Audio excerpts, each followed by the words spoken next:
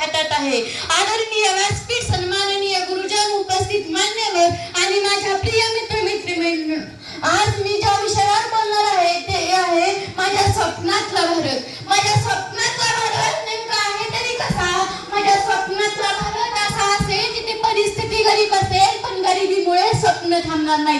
माझ्या स्वप्नातला भारत असा असेल जिथे प्रत्येक मुलाच्या हातात पुस्तक असेल, जिथे प्रत्येक विद्यार्थ्याला समान संधी मिळेल आणि शेतकऱ्याच्या कष्टाचा सन्मान होईल.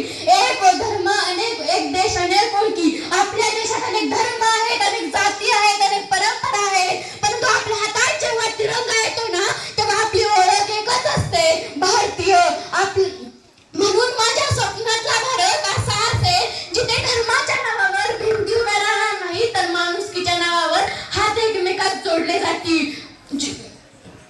अपने जान के दुश्मन को भी अपनी जान कहते हैं, जो अपने जान के दुश्मन को भी अपनी जान कहते हैं. मोहब्बत की इसी मिट्टी को हिंदुस्तान कहते हैं, मोहब्बत की इसी मिट्टी को हिंदुस्तान कहते हैं. जो दुनिया में दिखाई दे उसे खामोशी कहते हैं, जो दुनिया में दिखाई दे उसे खामोशी कहते हैं.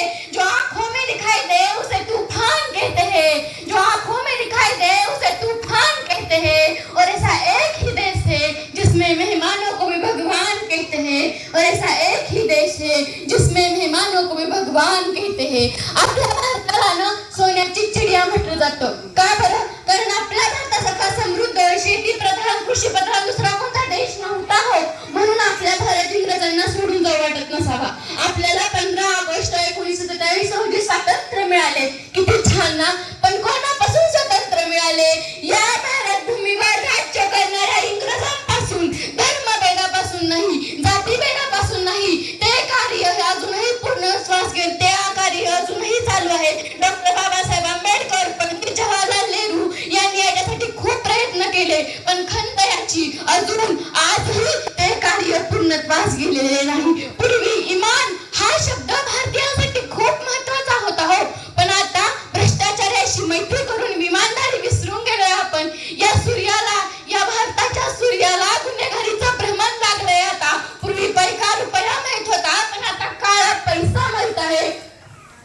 फक्त 52 सेकंद राष्ट्रगीत म्हणल्याने कोणी राष्ट्रभक्त होत नाही. फक्त 52 सेकंद वंदे म्हणल्याने कोणी राष्ट्रभक्त होत नाही. राष्ट्रभक्त होतं ते राष्ट्रप्रेमानं, राष्ट्रभक्त बनता येतं ते इमानदारीनं. जरा स्वतःला विचारा, आपल्यामध्ये ते गुण आहेत? आपण राष्ट्रभक्त आहोत? शेवटी जाता एवढेच म्हणावेसे वाटते, हर दिन एक कमाल ना बन जाए मेरे देश का ये तिरंगा, किसी के हाथ का रुमाल ना बन जाए, किसी के हाथ का रुमाल ना बन जाए.